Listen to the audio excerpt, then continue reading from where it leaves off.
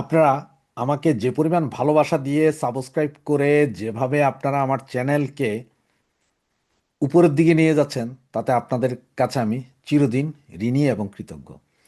আশা করব এইভাবেই আরও বেশি বেশি সাবস্ক্রাইব করে এবং মানুষকে বলে সাবস্ক্রাইব করিয়ে আমাকে চ্যানেলকে উন্নতির দিকে নিয়ে যাওয়ার জন্য এই সহযোগিতাটা আপনারা করবেন, যাতে আমাদের ভয়েস, আমি কি বলি, এটা যাতে আরও লাখো লোকে শুনতে পায়। আজকে জানুয়ারি 10 তারিখ 1972 সালের এই দিনে বাঙালি জাতির জনক বঙ্গবন্ধু শেখ মুজিবুর রহমানের স্বদেশ প্রত্যাবর্তন দিবস। আমি বিমূর্ত চিত্রে ওনাকে স্মরণ করি, কারণ উনি যদি না হতেন তাহলে বাংলাদেশ নামক এই দেশ আমরা পেতাম না।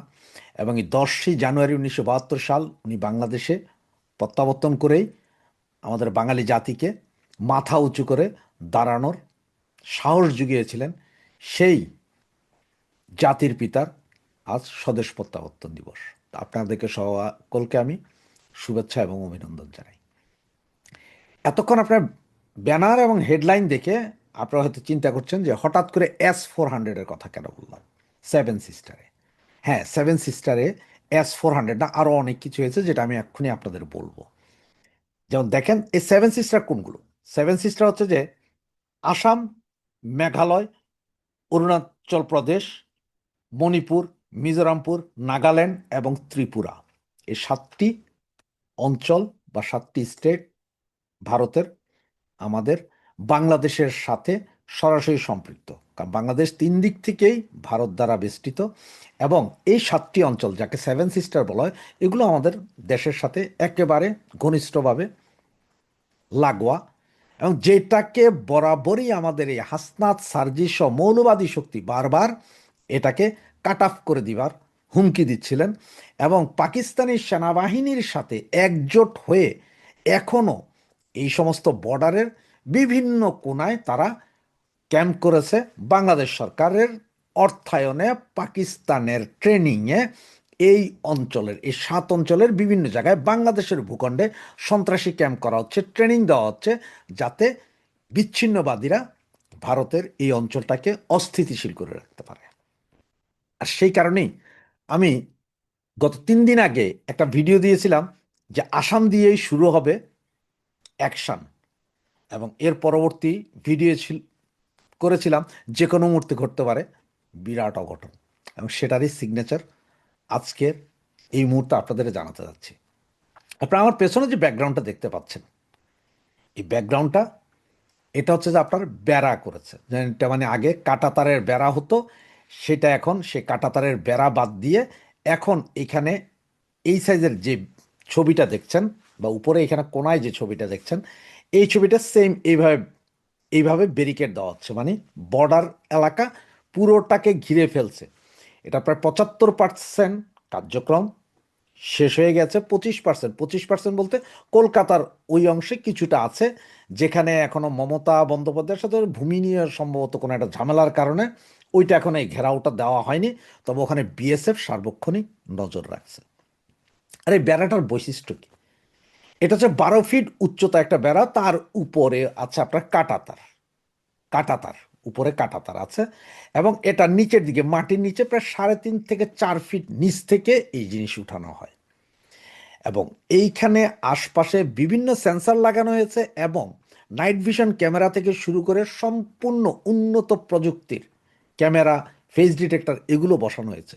তার মানে এই বেড়ার সংস্পর্শে আসার সাথে সাথে আপনার বাম দিকে এবং ডান দিকে পুরো 4 কিলোমিটার এলাকায় at a time real time ছবি সহ অ্যালার্ম বেজে উঠবে, সতর্ক হয়ে যাবে সাথে সাথে এই 4 কিলোমিটারের সৈন্য, পুলিশ, বিডিআর, বিজিপি, যা যা আছে সবাই।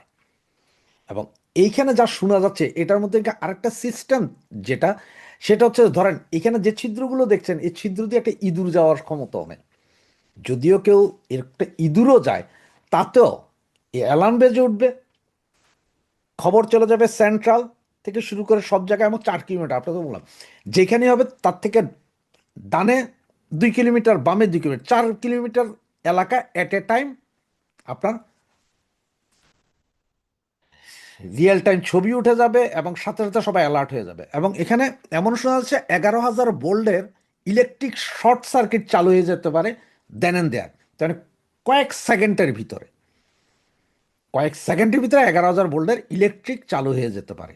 তার মানে হচ্ছে আপনি কেউ যদি কেটে যদি ঢুকারও চেষ্টা করে ওখানে মরবে, এই অবস্থা রেখেছে। এবং এছাড়াও পুরো এই সেভেন সিস্টারের মধ্যে ওনারা আপনার S-400, যেটা ভূমি থেকে আকাশ এবং ভূমি থেকে ভূমিতে নিক্ষেপণযোগ্য যেই এয়ার ডিফেন্স আছে, এই ডিফেন্স সিস্টেম বসানো হয়েছে S-400, এবং সেখানে বসানো হয়েছে আপনার পিনাকা এবং ব্রাহ্মোস মিসাইলের লঞ্চ প্যাড, ওগুলো ওখানে প্রস্তুত। এছাড়াও রাফায়েল বিমান রাখা হয়েছে 1 বা 2 স্কোয়াড্রন, এবং সুখয় 35 আছে, থান্ডার বিমান আছে, এবং মিরাজের মতন বিমানও ওইখানে প্রস্তুতি রেখে এসছে পুরো সেভেন সিস্টার অঞ্চলে। এবং এই সেভেন সিস্টার অঞ্চলকে এমনভাবে ঘিরে দেওয়া হয়েছে যাতে যে কোনো মুহূর্তে কয়েক সেকেন্ডে অ্যাকশানে যেতে পারে। ভৈরব ব্রিগেড, আপনারা জানেন যে ভৈরব ব্রিগেড সবচেয়ে শক্তিশালী ব্রিগেড, এরা পাহাড়ে পর্বতে গুর্খাদের মতো, গুর্খা ব্রিগেডের মতো পাহাড় পর্বত সব জায়গায় যেতে পারে। আর সেভেন সিস্টারের যে অঞ্চলটাকে ঘেরাও করা হয়েছে এই কাঁটাতার দিয়ে, সেখানে ম্যাক্সিমাম পাহাড় পর্বত নদী নালা আছে। এবং ওখানে এমন কিছু নদী আছে যে নদীতে ওনারা যে কামান এক জায়গা থেকে এক জায়গায় নিয়েছেন, সেটা নদীর ভিতর দিয়ে কামানগুলো চলে বর্ডারের কাছে গিয়েছে। তার টোটাল প্রস্তুতি। এবং সেম সিস্টেমটা করে রেখেছে আপনার জম্মু কাশ্মীরের দিকেও, মানে যেখানে কাশ্মীর, যেটা নিয়ে পাকিস্তানের সাথে বিরোধ আছে। তার মানে সামান্য একটা স্ফুলিঙ্গ, এবার হোক সেটা কাশ্মীর পয়েন্ট থেকে আর হোক সেটা বাংলাদেশ পয়েন্ট থেকে, at a time, at a time ওনারা বুট রাখার দরকার নাই, ইন্ডিয়ান সেনাবাহিনী আসার দরকার নাই, ওখান থেকে বসে কয়েক মিনিটের ভিতরেই বাংলাদেশকে ম্যাসাকার করার ক্ষমতা রাখছে ইন্ডিয়ান সেনাবাহিনী। এবং বাজেট প্রায় নাকি যতটুকু নিউজ পেলাম তাতে $120 মিলিয়ন সম্ভবত গত 1.5 বছরে ইন্ডিয়া খরচ করেছে শুধু এই টোটাল বর্ডার সিকিউর করার জন্য। এমনভাবে সিকিউর করেছে যে এখন সেভেন সিস্টার খাওয়ার আর ভেঙে দেওয়ার, সেভেন সিস্টার উড়িয়ে দিব গুড়িয়ে দিব, এগুলার বলার ক্ষমতা আপনাদের ক্ষমতা আছে, কিন্তু করার কিছু নাই। এবং ইন্ডিয়ান গভর্নমেন্ট সব কিছুর উপরেই এই মুহূর্তে নজর রাখছে। আপনাদের বারবার বলছিলাম যে কোনো মুহূর্তে হবে। হ্যাঁ, এখন একটাও ভুল, একটা ভুল পদক্ষেপ বাংলাদেশের খড়গ নেমে আসবে পুরো দেশের উপর। সেভেন সিস্টার আর বাঙালি, তোমরা সেভেন সিস্টার আর ভাঙতে হবে না। ওই সেভেন সিস্টারের জায়গায় ওরা হয়তো আমাদের 2 সিস্টার, 2 চিকেন নেক নিয়ে ওইটাকে অ্যাড করে 9 সিস্টার করে ফেলবে। এরপরে আমরা হয়ে যাবো ব্লকড। এবং বঙ্গোপসাগরের ভেতরে ইন্ডিয়ান নৌবাহিনী একটা ঘাঁটি করেছে, জাহাজ, যুদ্ধ জাহাজগুলো সব ওইদিকে নিয়ে গেছে বঙ্গোপসাগরের ভেতরে। তার মানে যে কোনো মুহূর্তে, যে কোনো সময়, যে কোনো অবস্থায় তারা, ইন্ডিয়ান সেনাবাহিনী প্রস্তুত, এবং তারা আক্রমণের জন্য ফুল ফ্রেজে রেডি। তার কারণ হচ্ছে যে এখানে বেশিক্ষণ লাগবে না, কয়েক সেকেন্ডের ভিতরে। এবং অর্ডার নাকি দেওয়া আছে আগে গুলি পরে কথা, তার মানে আগে গুলি করে দিবে পরে কথা। এখন বাঙালি, হাসনাত, সার্জিস আর গান্ডু ইউনুস তোমাদেরকে বলবো যাও এবার সেভেন সিস্টার ভাঙো।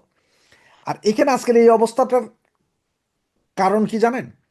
আমাদের সাবেক কিছু সেনা কর্মকর্তা, প্রায় 25 জনের নাম আছে, সাবেক কিছু সেনা কর্মকর্তা, বর্তমান 6 জন সেনা কর্মকর্তা মিলে বাংলাদেশের বিভিন্ন অঞ্চলে এরা ট্রেনিং ক্যাম্প খুলেছে, এবং যেখানে ট্রেনিং দিচ্ছে আপনার পাকিস্তানের সামরিক বাহিনীর লোকজন, সমস্ত অস্ত্র শস্ত্র সব দিয়ে ট্রেনিং দেওয়াচ্ছে, যেটা দিয়ে ইন্ডিয়াতে আক্রমণ করানোর জন্য, চোরাগুপ্ত আক্রমণ, সরাসরি না। 2 দিন আগে, মনে হয় গতকাল না গত পরশু জানি, নর্থ বেঙ্গলের ওই সাইডে আরেকটা জায়গায় দেখছেন বোমা বিস্ফোরণগুলো, বাড়ি উড়ে গেছে, এর আগে ঢাকায় হয়েছে। এরকম বোমা প্রচুর বানানো হচ্ছে, এবং এগুলো বোমা না, এগুলো সব ডিটোনেটর যুক্ত, মানে যেটা সুইসাইড ভেস্টে পড়তে পারে, বা আপনার অটো আছে, এটা দিয়ে চাপ দিলেই বোমাগুলো, টাইমার যুক্ত বোমা, টাইমার এইভাবে করে বোমা করতে পারে, বোমা বিস্ফোরণ করতে। সমস্ত অস্ত্র বোমা বানানোর প্রশিক্ষণ দিচ্ছে পাকিস্তানের জঙ্গি গোষ্ঠী, পাকিস্তান সেনাবাহিনী। সহযোগিতা করছে বাংলাদেশের সামরিক বাহিনীর 25 জন সাবেক সেনা কর্মকর্তা এবং 10 জন কারেন্ট সেনা কর্মকর্তা যারা এই কাজে লিপ্ত, এবং এটার পুরো অর্থায়ন করছে বর্তমান ইউনিসীয় সরকার এবং পাকিস্তান সরকার। সুতরাং ভারতের প্রস্তুতি নিয়ে নিছে, যে কোনো সময় যে কোনো কিছু ঘটবে, নজর রাখতে পারি, আমরা দেখতে পারি, আমাদের তো আর করার কিছু নেই। চলুন দেখতে থাকি। জয় বাংলা, জয় বঙ্গবন্ধু।